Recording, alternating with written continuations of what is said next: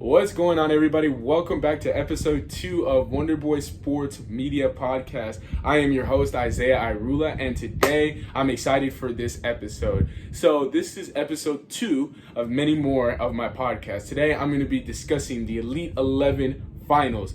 They just announced their top 20 quarterbacks that will be competing for considering, bragging rights to be, considered the best quarterback in the class of 2022. So let me just list the names off. It's Drew Lar, Devin Brown, Ja'Cory Brown, Tevin Carter, AJ Duffy, Nick Evers, Quinn Ewers, Kettenhauser, Walker Howard, Taven Jackson, Nate Johnson, Cade Klubnik, Malik Murphy, Zach Pyron, Luther Richardson, Ty Simpson, AJ Swan, Connor Wegman, Gavin Wimsatt.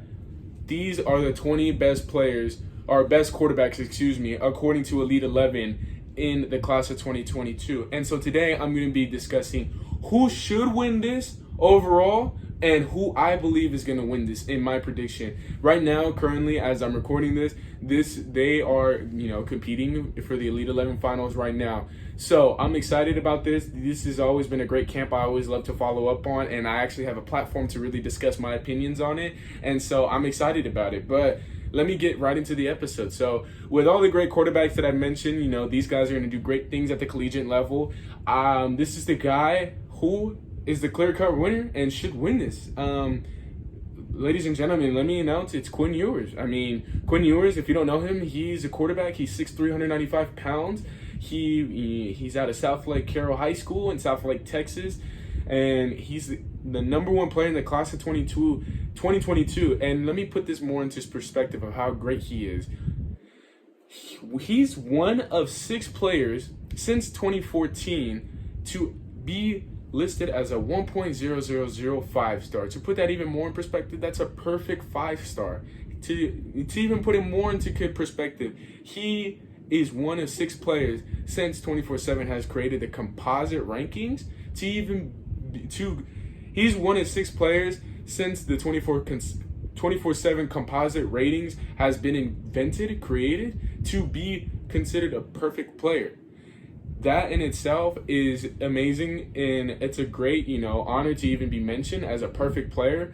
Just look at this. In the past 3 years at playing at the varsity level, he's thrown for a total of 6,445 passing yards, thrown for 73 touchdowns, and he's thrown 643 passes and completed 450 of them in his high school career. Not to mention he's only thrown an interception 8 times in 3 years. That just says a lot about who he is as a person and as an athlete.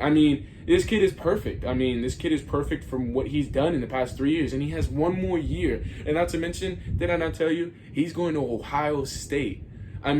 That just in itself, he's going to be competing for national championships. He's definitely going to make Ohio State way better. Just looking at last season, being able to play only 8 games due to COVID and even playing in the state championship, he had completed 66% of his passes and thrown for 2,442 yards his junior year. That in itself is just unheard of for a 16, 17-year-old kid to even do. That's impressive. And he threw 28 touchdowns last year and had a QB rating of 129.4. That is wild to me, just because, I've seen a lot of football and just a lot of quarterbacks. Not a lot of quarterbacks their senior year can even do that. Not even a lot of quarterbacks can do what he's done in all 4 years of their high school career combined. That is just super impressive. And like I said, he's going to Ohio State, and this kid has a lot of talk about him, and he has an arm. Just looking at his presence and who he is as a person, check out his highlights. That just shows. Check his highlights out. You're gonna see. He just sees the field clearly. He doesn't look at one side of the field. He looks at He looks at the clear picture. He sees the whole field with like a pro, pretty much. He sees it with, he's very precise. He's very accurate with his throws. He reminds me a little bit of Eli Manning, just being able to be, precise and accurate. And he has great pocket presence. And not to mention he's able to do, get out of the pocket and be able to be mobile. He's not just a pocket passer. He has dual threat abilities. He's able to leave the pocket. He's been able to make plays that a lot of guys can't do. But for the most part, he stays in the pocket, and he has great pocket presence and is able to do a lot what a lot can't do. And it just shows. How he's 66% completion rate from last year and only threw 5 interceptions. That's impressive in itself. So that should be the clear-cut winner on who should win the Elite 11 finals. But this is who I believe is going to win it. I believe this kid is a winner. He's done it He's done it at the highest of highest levels, and not to mention he beat this guy out in the state championship game. That just says it a lot. But let me announce Cade Klubnik. This kid's out of Austin, Texas. He's 6'2", 185 pounds. He plays for Westlake High School, and just to tell you who he is as a person, he's a 2-time state championship. He's won 2 state championships in Texas football at the highest of highest levels. This kid is a winner. He's going to Clemson, and just his statistics. His statistics don't show who he is as a person. Obviously Quinn's numbers are ridiculous, but his statistics, speak for themselves. In his 2 years of playing varsity football, he's been able to throw for 4,175 yards, 43 touchdowns, and he's only thrown 4 interceptions in 2 years of playing varsity football. That in itself is just impressive. To me, that's, those are great numbers to do just for doing 2 years of varsity football. This kid's a winner. I predict this guy's going to win. He's a winner in my book. Just seeing him play live, just his poise, his demeanor, his leadership, the way he's been able to carry himself. This kid never folds under pressure. He is it. This kid is a winner. Let me just show you what he did last year. And to win the state championship. Last year he won a state championship, and that was the second out of 3 championships Westlake has won in their high school existence. And so in 14 games he's played, he had completed 67%, basically 68% of his passes, and thrown for 3,495 yards. And not to mention, he was able to rush for, let's look at this. He was able to rush for 583 yards. Dual threat. Even though 24/7 composite doesn't give him the right to give him the rights to be considered a dual threat quarterback, this kid's a dual threat quarterback. Track, field, you name it, he's done it. He's a dual threat athlete.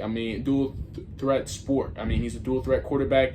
That in itself, that just shows who he is as an athlete. I feel like he's way better of a mobile quarterback than Quinn is. Just with track and field experience. I feel like this kid set himself up for success, and that just shows why Clemson wants him, and Clemson is at his door just because he's doing things that a lot of quarterbacks aren't doing, and he's risking it for his team. Just being able to run, being able to complete 67%. That just says in itself. He had a great junior year, and that's why Clemson is at his door knocking at it. And that's why he's committed there. And just to mention, his QB rating last year was 129.3. Realistically, he had a better year than Quinn last year.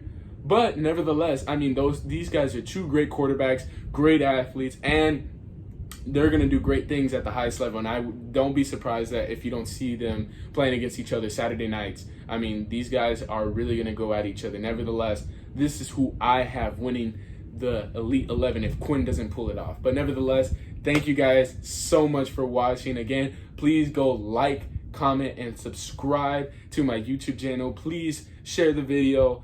Please, please, please. That would mean a lot, and I'm super excited. Thank you guys for watching episode 2 of my podcast. Thank you to all my audio listeners and my YouTube viewers. Thank you again, and I'll see you next time. Peace.